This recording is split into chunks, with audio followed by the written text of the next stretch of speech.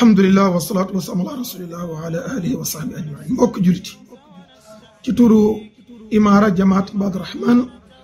amir Abdoulaye Lam bi ko jiite ci turu maktabu daawa jamaat Ibaadu Rahman docteur imam Njoogu Samb jiite ko ci la ñuy yëkkatee sunu kàddu gannaaw ba ñu diisoo nañ koy defee ci ndeeteel weer wu nekk 29 ci weeru jullit yi dellu nañu diisoo bañ jotee ay xabaar ci bitim réew xabaar yoo xam ni gëstu nañ ko ba mu wér ci charia fu mel ni Mali fu mel ni Niger fu mel ni Côte d'Ivoire ak fii ci biir réew mi fële ci Ziguinchor foofu it jot nañ fa ay xabaar yoo xam ni ay membre jamaat Ibaadu Rahman mi ngi ci ak ñi nga xam ni suñuy mbokk julit lañu kon ci loolu jamaat Ibaadu Rahman jàpp na ni charia la ko yonent bi aleyhi salaatu wasalaam jàngaloon lim ñu jàngaloon moom yonent bi aleyhi salaatu wasalaam ci charia mooy suumoo li ru'yatihi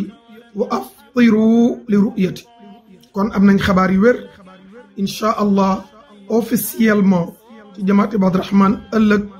àllarba di 12 mai 2021 mooy benn fan ci weeru shawwal 1440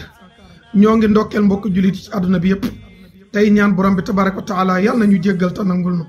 mbas mi yàlla na ko fi yàlla jëlee allahumma salli ala nabiyina muhammadin wa ala alihi wa sahbihi ajmain